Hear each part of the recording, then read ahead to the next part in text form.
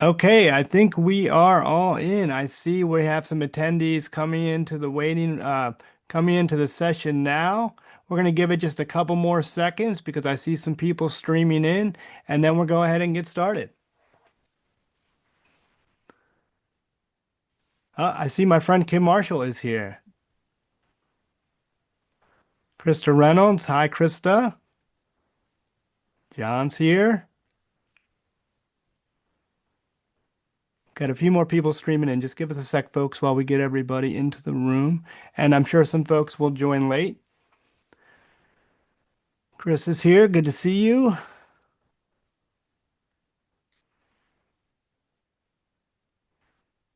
Okay, so in the interest of everyone's time, I'm going to go ahead and get started. Before I do, I'll let you know that this is being recorded. We'll get a recording out to you after the session. Also, in case you have team members who are streaming in late or don't make the session, they can come back and watch it later. But I want to thank everybody. I know it's getting close to the holidays for taking a few minutes to join us today for what I think is going to be a great conversation, reimagining teacher evaluation with the help of AI. We have our friend Kelly Espinosa here from Fannie Jackson Coppin School in the School District of Philadelphia. She's going to share some insights from her experience and what she's challenged with regards to teacher evaluation. And we have Will Krasnow from Swiftscore, who's going to lead us through the conversation. Before we do all of that, I just wanted to kind of give a little bit about why we're here today. I was at this holiday party a couple of weeks ago, and a principal from the Fairfax County Public Schools, where my daughter goes to school, pulled me aside and said, "Hey, I saw this podcast that you were doing on teacher evaluation with our friend Kim Marshall, who I think is actually in the room here today."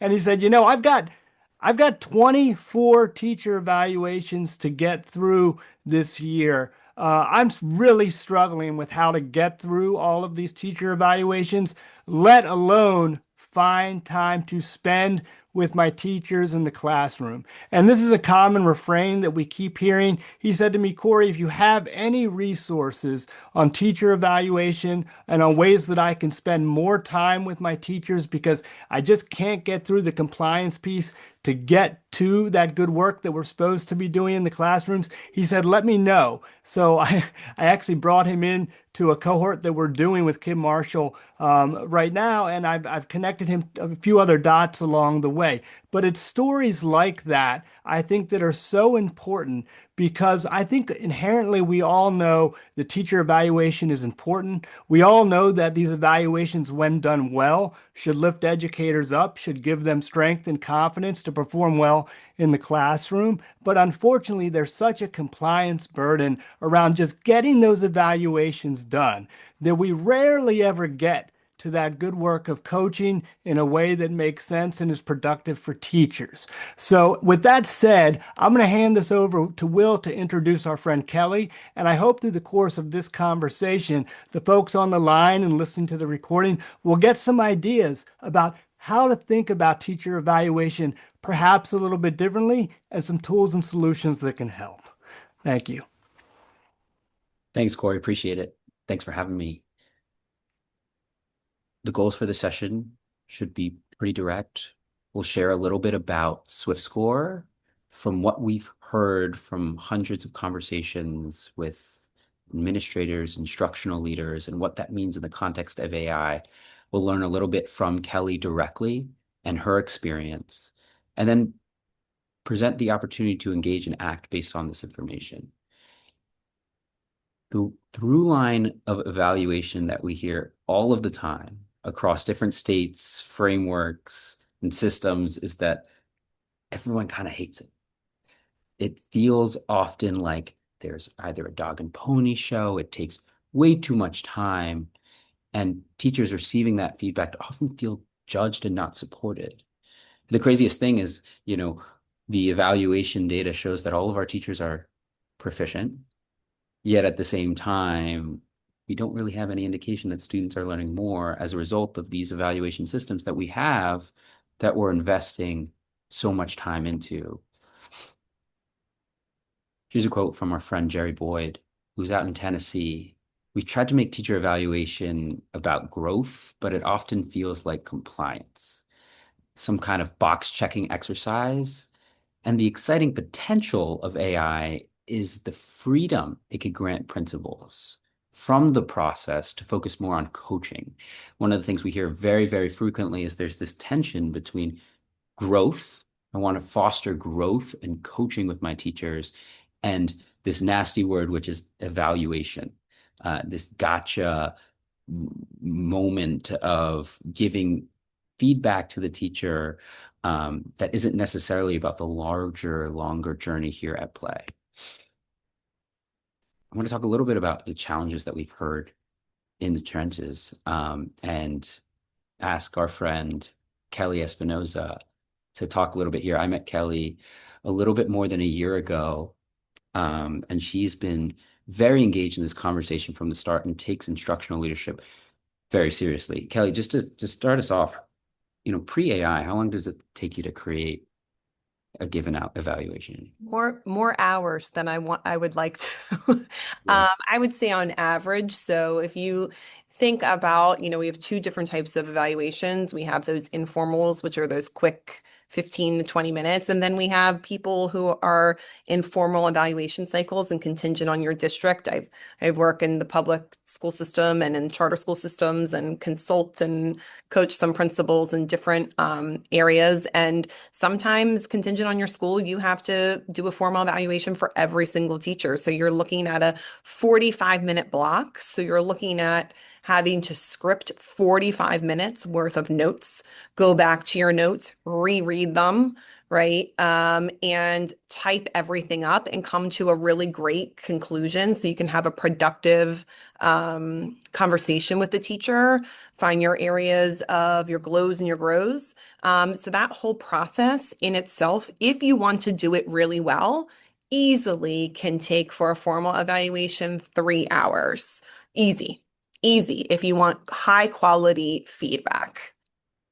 And how many teachers do you observe and evaluate every year? So typically in the school district of Philadelphia, we don't observe every teacher every year. It's based on the cycle that they're in. But I've been here for 9 years, and that can be anywhere from, I have 36 teachers, so that can be anywhere from 12 to 18 teachers, but it normally hovers around 15, 16.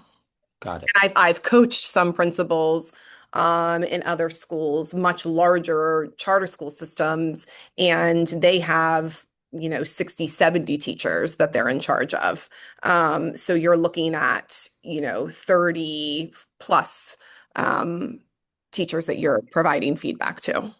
Got it. And then some who aren't getting feedback from you, right? I mean, for the Yeah. instance of Fannie Jackson Coppin, as I understand it, you're the only instructional or the main instructional leader of the building. Yes. So I don't have an assistant principal. So when I'm doing my evaluations, I'm the only person who can do them. So yeah. So when you think about all of the hats that we wear as principals and the responding in the moment things, the meetings that you have to go to, phone calls, PLCs, planning for those, and then trying to get into classrooms, and you think what is the highest leverage, impact or highest impact. And our superintendent here in the school district of Philadelphia always reminds us that the research says that it's teachers. So if you're thinking about where instructional leadership and where leadership just in general needs to fall, it needs to be on the instructional piece. And that's why getting into as many classrooms as possible is important, and being able to have, as you mentioned before, more face-to-face time because it's the conversations that matter. We fill out a whole bunch of boxes, but I always say, who's really reading all those boxes? Right. There's a good handful in every building who will read every box. Everyone else just wants to hear what's my action step and what's my overall score. So, so if that's the case, what works? Well, I've used this tool in the capacity of when I've coached other principals and going in their buildings, and I can tell you that a tool like this saves time. And what I tell other people at a supervisory position above the level of principal who, make decisions as to what programs they're bringing in, what purchases they're making in is, there's lots of different AI tools out there, right? But internet safety is a huge one. So we all know that most people are going home and they're waiting until they can get off their school district Wi-Fi and they can run notes through ChatGPT, right? And that's not the best or secure way, right? But it's saving people time. So if we're going to do it, let's do it in a responsible way, right? So from what I've seen, and I know you're going to dive into a little bit more specifically about the tool, what I've seen with this tool and everything that it can do, the amount of time that it saved me when I'm in those classrooms and I'm working with those principals, it's astronomical. Thanks, Kelly, for sharing that. I mean, one of the things I want to hone in here on is that concept of time. Sometimes, of course, everybody wants to save time. Time is so, so important. But when it comes to instructional leadership, isn't there a risk here? I mean, it's not like we're trying to move past being the instructional leader and just kind of do that as quick as possible. I have this question here. What if the paperwork didn't get away from what actually matters? You know, what matters? What should you be using and can you do with the time that you're saving here? So I think this is a twofold question. Like I think of two things immediately, right? So we always think of quality versus quantity. There are times that, you're just running and you have to meet your quota.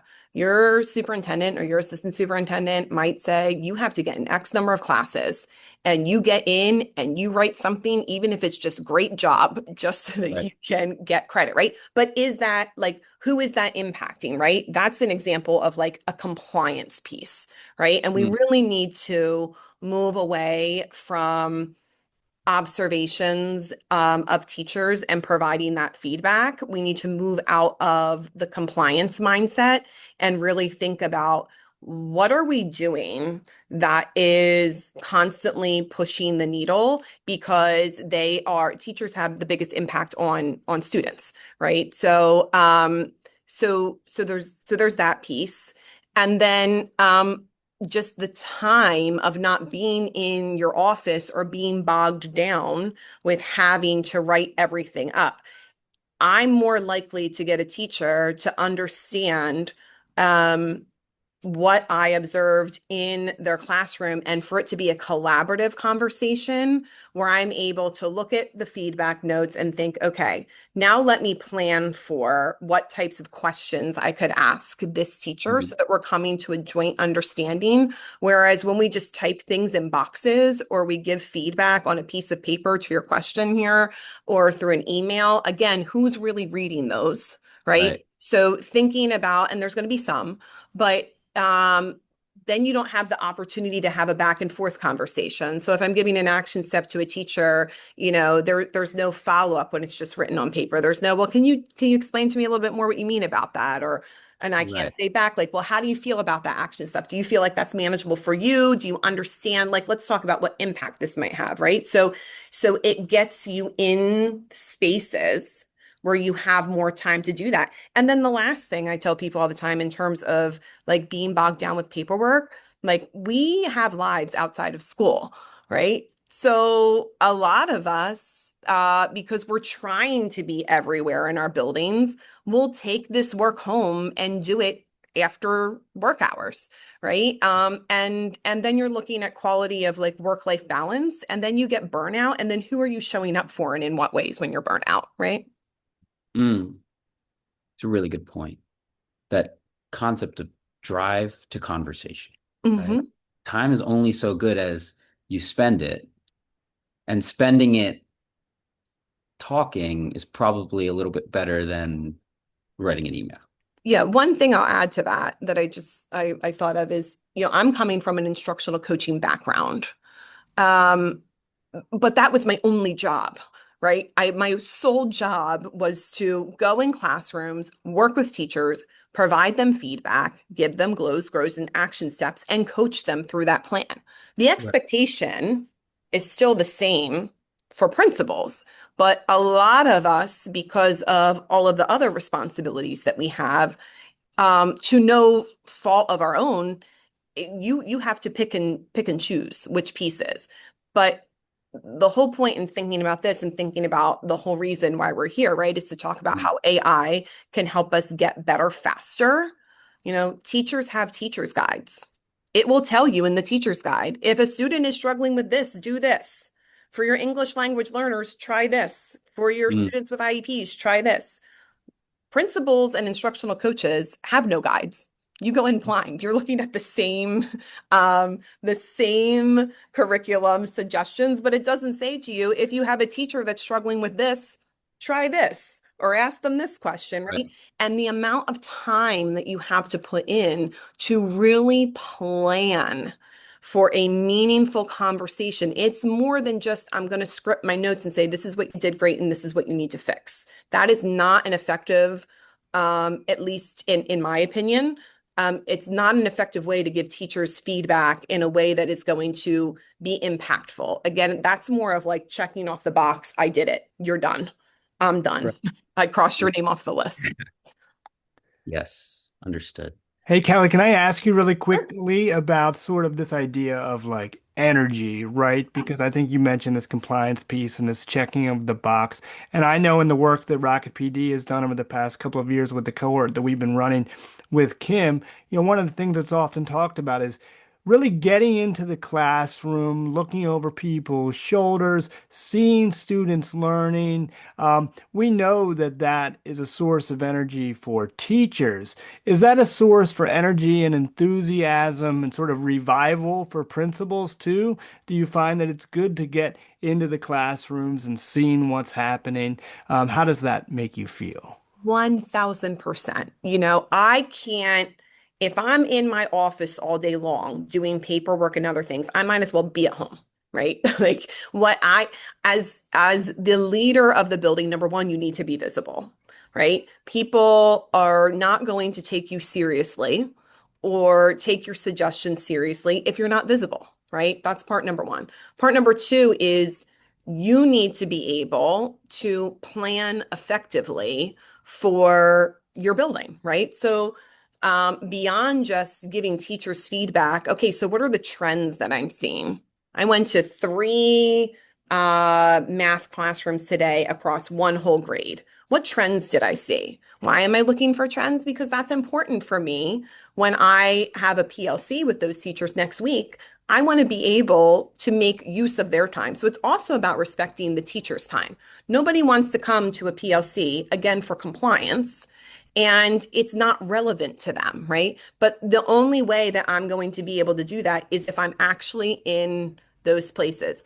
It also helps you understand the feedback that your teachers are giving you, right? So if they're saying, like, I'm having a really hard time, or this curriculum just, it's awful, like, I just don't like it, it's the kids aren't getting it, like, I have to go in and say, okay, is it really the curriculum that we purchased, or is this just that they need support with how to implement that curriculum, right? So those are like the three big things that I think off the top of my head. I could ramble for the next 15 minutes why being in classrooms and being visible is important. If you are not visible as a leader, you are not doing your job. 100%. I mean, again, one of the things Kim is always saying is be present, be there in person, talking. So I know you touched on some of this already. So all of the points that you made, I think, are really important when it comes to AI. Is when it's used as a replacement, it doesn't work, right? Nobody reads written feedback. Just the truth, right? And to your point as well, it's like it's just not the same as having a conversation and maybe learning yourself about how, what went into that classroom. There is that time saving component. I mean, the thing about AI is it can automate stuff, right? It is incredibly powerful, right? And every once in a while, somebody will say, well, does that make me dumber? If AI is thinking for me, and to some degree it is, right? It's coming to an insight. Is that making me dumber? Um, and there was a recent study that came out, a few months back, MIT, showing that some of the folks who use AI very frequently had a little bit less creativity when it came to writing essays, and quality of the essay. The thing we often think about is, well, we need to remain thinkers. That's for sure true. But would you ever not look something up on Google because you thought that was cheating and you had to go to an encyclopedia instead? It's about how you engage with these things. Holding a conversation with a teacher is an incredibly cognitively rigorous activity, right? Um, and it's further along on the path to helping foster teacher growth. So it's very important that not only you're saving time, but again, how you use that time. And then that final point that you've been making, Kelly, which is compliance versus coaching. Which one are we really doing? Mhm. Can I And yeah, please. can I piggyback on your first one for a second? The AI as a support, not as a replacement. I Yeah. think that's so important, right? This AI supplement should not supplant, right? It should supplement what you do. But I think Mm, one of the things that from like a strategic leadership for district leadership leaders to think about too when thinking about approving, the use of AI in their schools and who's using it and how is just like we have teachers that have different varying levels of experience, you're going to have administrators who have different varying levels of mm, experience. And I've heard it. And I've seen it, and I've worked with principals, many of them. And there's not time for principals to come together often and do some norming around feedback and scores. So mm, if I was a district leader, I would be curious as to how AI can help principals and kind of standardize some of that, right? Because you're going to have mm. some principals that are going to be really strong in instruction, and you're going to need some that are going to need a little bit more support. But I always tell people, it should not supplant. Districts still need to think about responsible use for these tools because AI can make mistakes as well, right? But I do find the biggest piece is that focus on coaching because of those first two bullet points that you have there. Right. It's how you engage with it. It Mhm. is the process, right? And it has to be engage, not just use. Those are two very different things. Mhm. Before we jump into SwiftScore here and talk about what it can do, um, I'd love to take a step back actually and contextualize some of the work that you've done at Fannie Jackson Coppin. And I also the tremendous amount of growth you were able to see in student learning outcomes that you were able to create. Maybe you can share some of those stats with us here. I'm pushing on you to brag a little bit here, Kelly, and and also how you were able to do that and what role coaching played in that process. So I have an amazing team. Your team is everything. And when I think about the team that I have, I think about that coaching piece, right? I'm lucky, I'm spoiled. I've been here 9 years. I don't have high teacher turnover rate. So that consistency helps a little bit. But one of the things that I think about are those members of my leadership team who I spent a lot of time coaching, right? So it's not just coaching teachers, right? It's coaching the people on your team. I always say I have a Mel and a Mark. They do everything I don't know how to do, want to do, or have time to do, right? And they are so critical to this building, right? Because I have to be able to distribute my leadership capacity. So, in doing so, by spending time coaching the members of my leadership team to distribute that leadership capacity and really thinking about then how does that roll out into teacher coaching? We've been able to significantly grow our school. We have grown every year the past 9 years that I have been here, increasing achievement scores.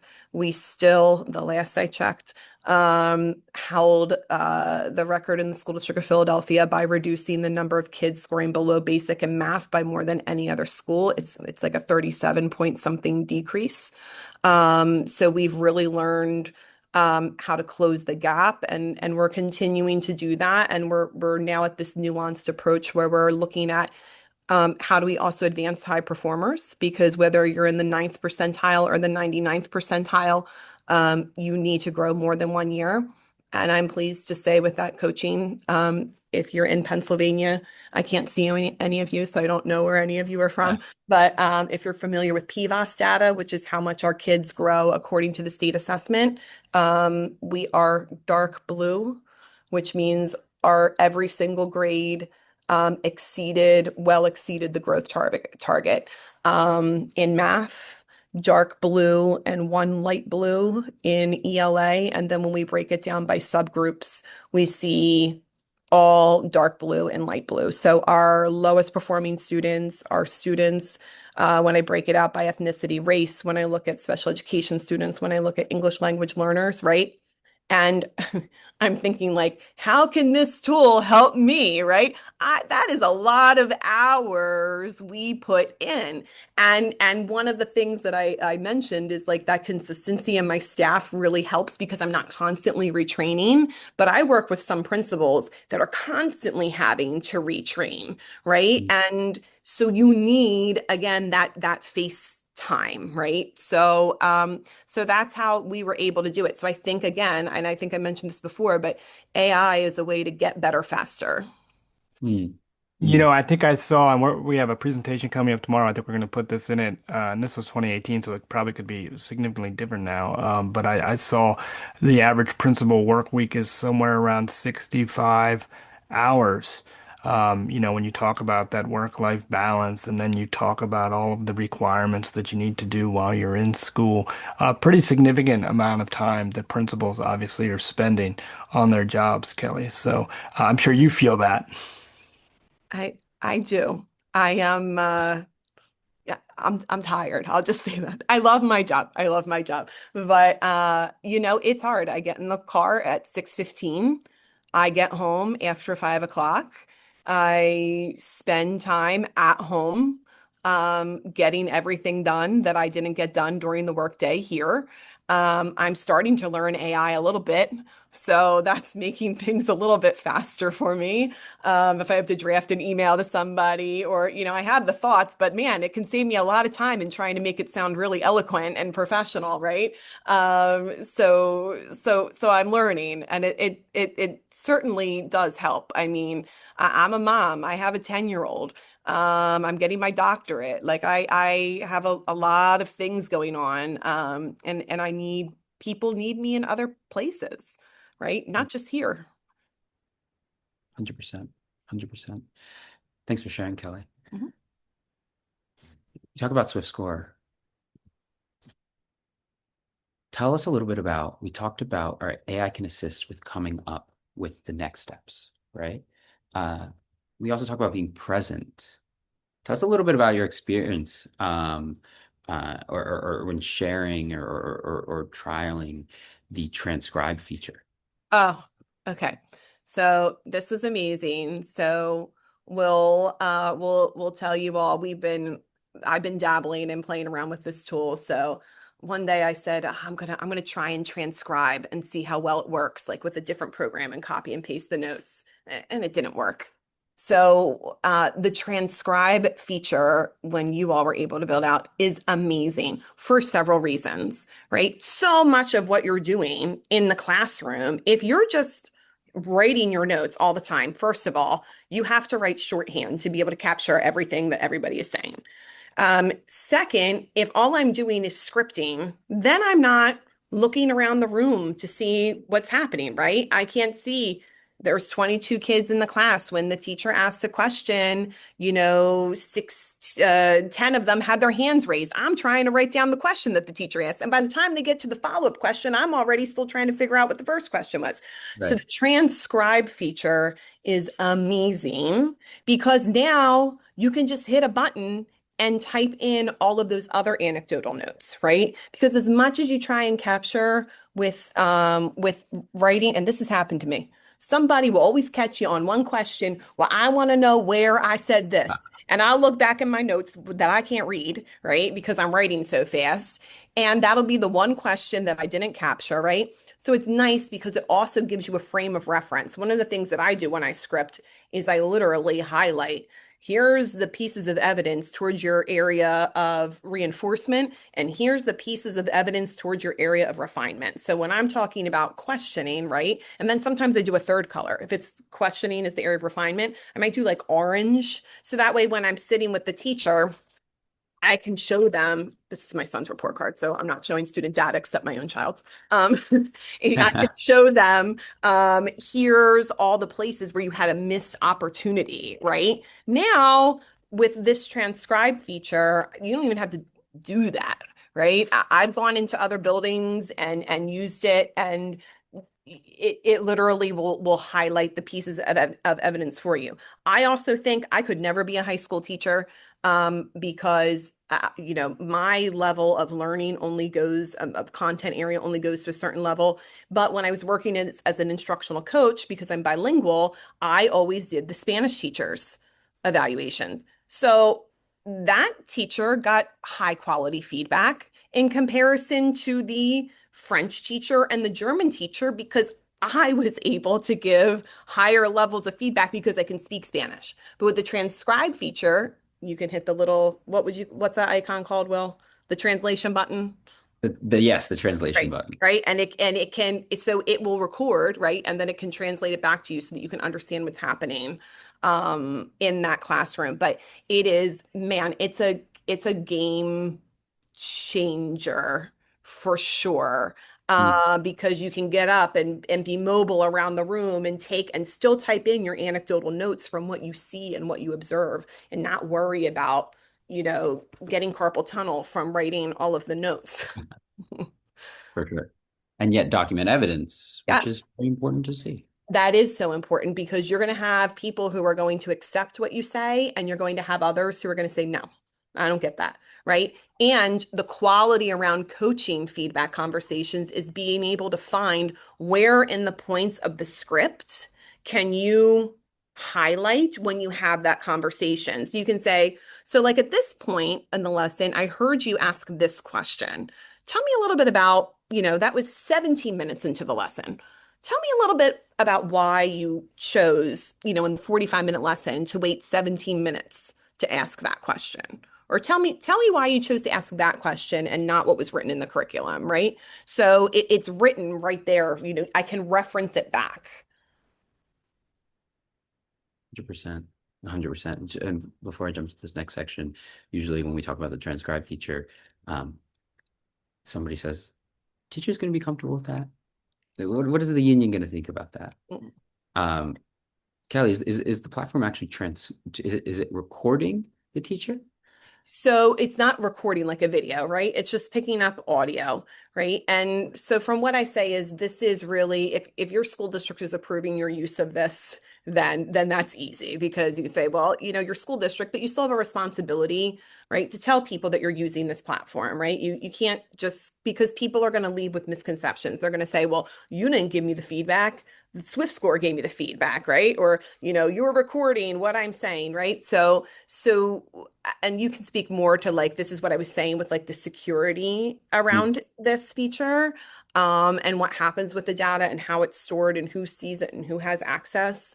But I think everything is in the way that you just like anything, the way you roll something out. Um, and everybody knows their staff and everybody's staff's a little bit different. So leaders who use this tool are really going to have to think about how am I going to roll this out in a way that makes everybody feel comfortable? I would argue because I work with a lot of teachers through working with a lot of principals, teachers are all using some form of AI too, whether they're allowed to or not. Okay. They wait until they go home. They're running stuff through to try and grade, right? So this goes back to that whole responsible safety feature of how data is stored and data privacy. So I think now If we're looking at teachers who are not so much pushback. Maybe 3 years ago, you'd get more pushback, but I don't foresee it being Right. an I issue. mean, it's one of those things which is like, again, the separation of tool and process. Right. There's only so much a tool can do. Right. And if you don't have trust with your teachers, yeah, things like Swiftscore implemented incorrectly could be seen as a way to corrode that trust. The important thing is like outside of everything, are we working together Right. and are we using the tools that we have to advance the aims that we have for students and teachers? Right. So Uh, supplement, not supplant. If you do not read through the notes and you just think you're going to use this tool or any tool as a blind copy and paste tool, you are going about using AI in the wrong way. mm, And a teacher will be able to pick up on that. mm, And that's when I think administrators or any, and let's just take away a teacher evaluation, let's just say any type of AI.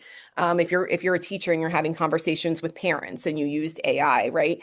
And all of a sudden you write an email and then you use AI to help you write an email to a parent and it doesn't sound the way that you would normally speak to them or write an email, right? It's disingenuous. mm. People are going to, right? So, but how could you use that AI to help you write that email to that parent? Without being a blind copy and paste, right?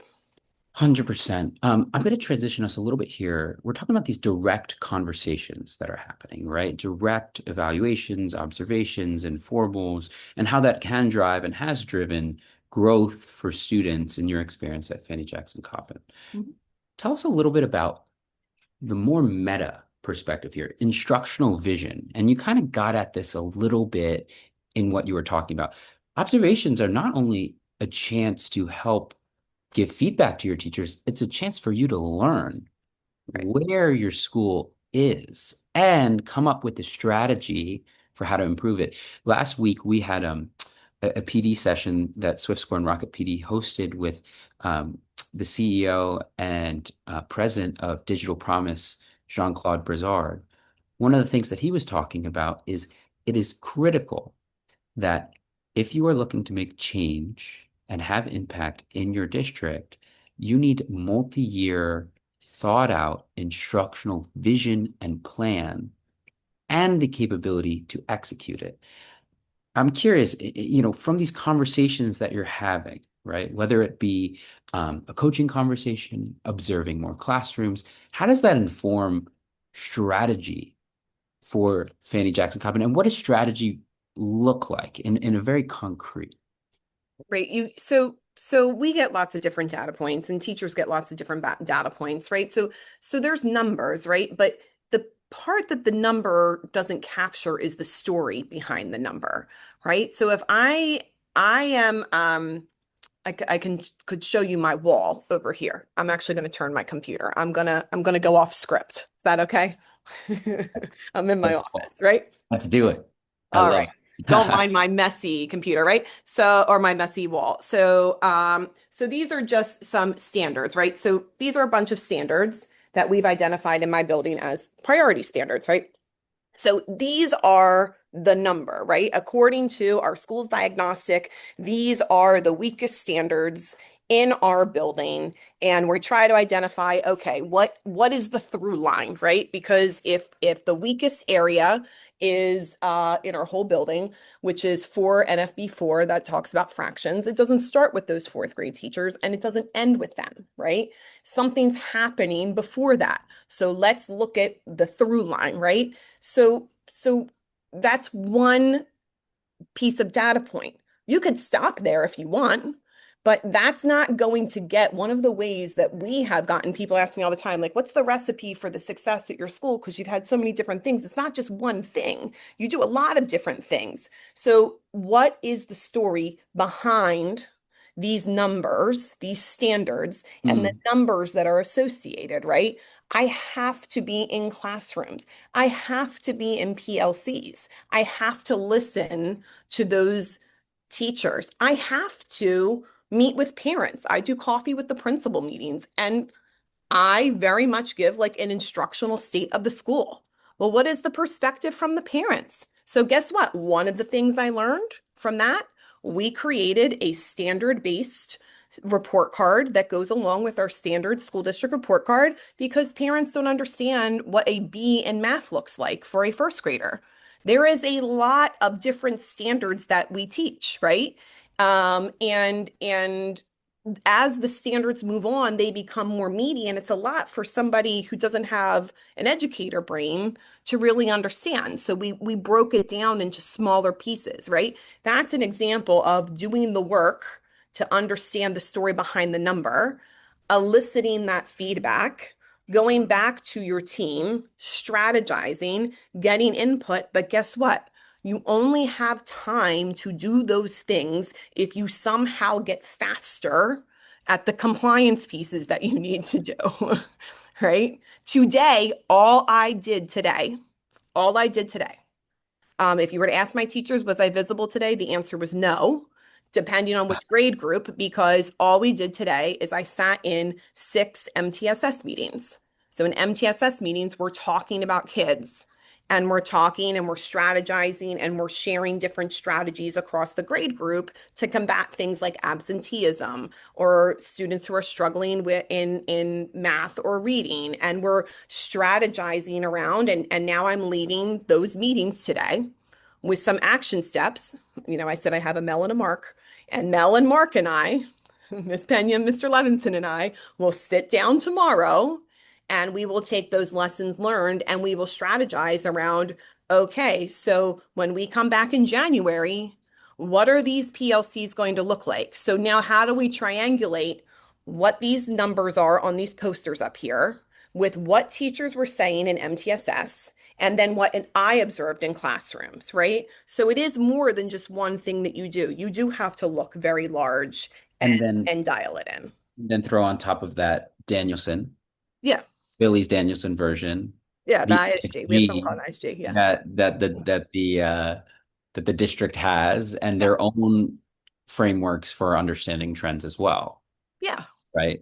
And Throw it so all in it and make becomes, it work and make it make sense, right? So, and there's people who work at central office who can help with those things, but there's 240 schools, right? And there's like 5 of them.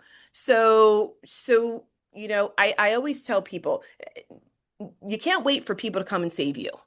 You have to save yourself, right? I'll put those people on my calendar and send them an invite, and they always come out. But right now, it's my responsibility, right? I cannot engage in excuse making. It is my responsibility.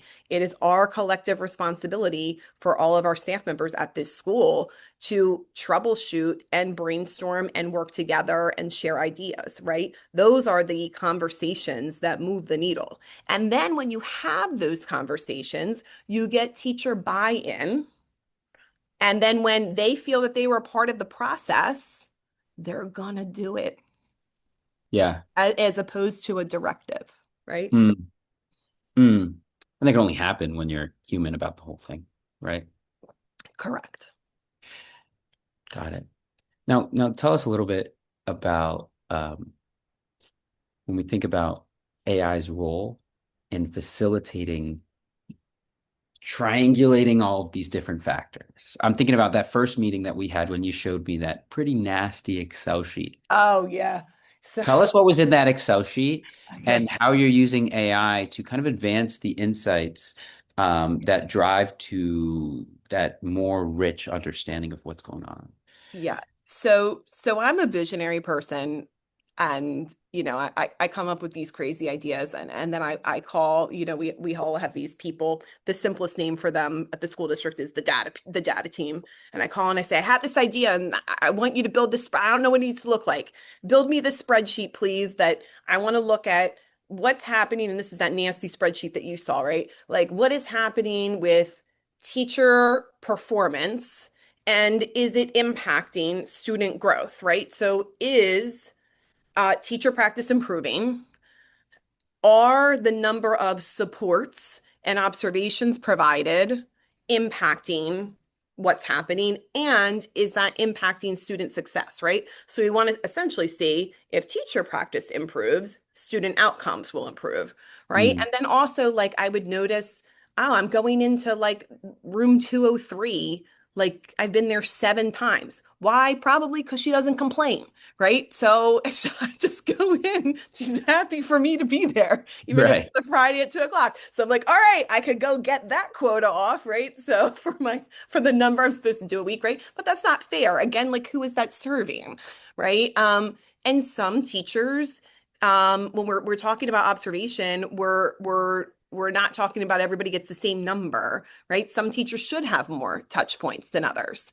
Teachers who have been in this profession longer than me and don't need it, right, should not get as many touch points. So I would build out these crazy spreadsheets and then forget it. I can't do the math. I can only do like the sum thing in Excel, and that's about it.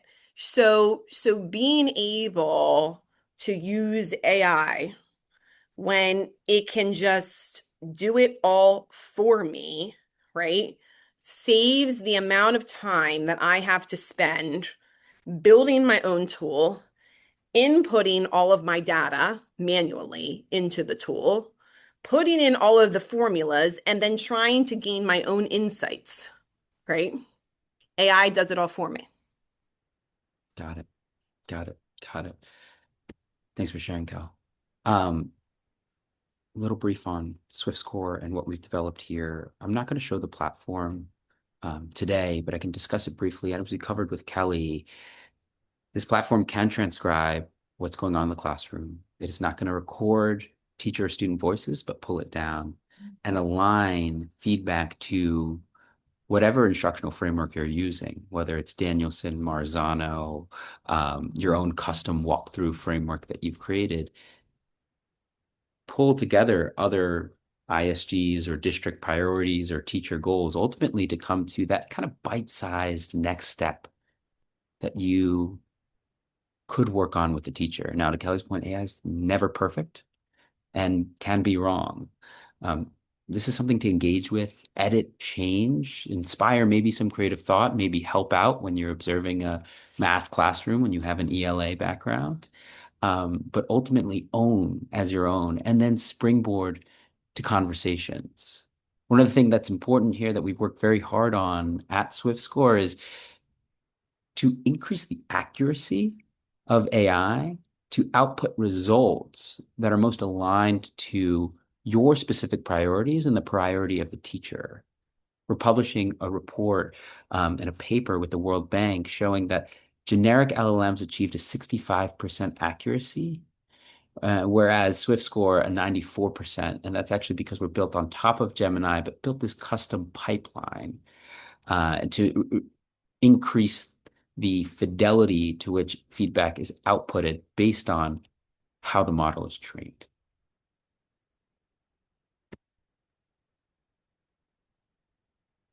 Kelly, you want to share really briefly here about the precision of the feedback that Swiftscore can output? Yeah, I was going to say I'm a skeptic and I also don't know. Okay. Uh, I learned literally about AI about 3 years ago.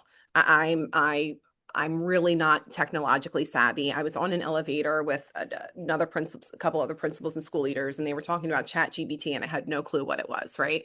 So then when I learned, I was like, oh, this is really cool. And I started to have a conversation with you about SwiftScore. And I will say, I took some sample scripts that I just made up and I ran them through ChatGPT. I ran them through SwiftScore. I ran them through a couple other things. And then the last column I wrote was, and this is what Kelly would say. And I kind of cross-analyzed what were the things that each of those pieces did really well and which were the areas of growth. And I can say um, SwiftScore is pretty darn accurate. And the nice piece is if it gives you information that's kind of quite not there, there's a chat box feature where you can just go in and you can say, tell me a little bit more about the feedback that you gave in 3C. Or I like what you wrote in 3C, but I want you to talk more about how the teacher used the base 10 blocks. Mm, mm. And then it will refine that for you. Again, I'm noticing, okay, this is a good springboard, like you said, but I also really want to say something about those base 10 blocks. So all I have to do is just feed it and then Right. adjust the feedback. And that's that engagement, Yep. right? It's not going to be all AI. It shouldn't be. It's not going to catch it all, but it can assist with some of that precision, right? Thanks for sharing, Cal. I want to keep an eye on the time here and close out here, but just mentioning that all of this stuff is incredibly experimental. And it's so new, we don't really know the impact. Sure, we can have anecdotes. Yes, we can talk about save time. But when it comes to real research-backed evidence for AI in the process of evaluation, well, there's not really anything. We're partnering with the University of Pennsylvania to bring together 100 different districts and study the impact of AI when it comes to evaluation at school districts. We're looking at particularly three metrics: principal efficiency, relational trust, and teacher growth. This is a way for folks to engage in this conversation, get access to SwiftScore and the technology that is available, but also get a report indicating whether this worked or not, both at the national level, the regional level, and specific to your district and school. And so if that's something that is interesting, you can certainly register with this QR code here for the spring 2026 cohort. Again, we're putting this on with the University of Pennsylvania and RocketPD. We'd be happy to share more information about what that looks like specifically. Will, Kelly, I just want to say thank you. I want to say thank you to everyone on the line. I know it's getting close to the holidays. If you've engaged with Rocket PD and you're a part of our community, you know we are all about not just talking about ideas, right, but finding practical solutions that can help solve problems and matching educators to those solutions so that they can improve their practice. That's why we've partnered with SwiftScore. That's why we're very interested in the work that's going on. As Will said, it's experimental at this point. We're sort of on the cutting edge. We're looking to get feedback from people like you about how this can help in your practice, where the weak spots are, where the blind spots might be, so that we can create something truly meaningful and really help you where you need help the most. I go back to my friend John. I don't know if he's on this call or not, but it was fortuitous that we met at this holiday party and he mentioned the number of evaluations that he had to get through this year. If you're like John and you have 20 or 30 evaluations to get through this year and you're wondering how you're going to do it, I hope this conversation has given you some ideas, and I'll let you know that we have a number of other resources in the Rocket PD community that could potentially help you. Feel free to reach out to us at any time. I hope you'll consider registering for this cohort.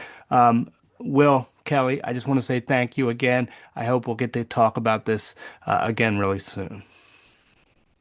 Thanks for having me. You got it. Thanks, All right, Corey. everyone. Happy holidays.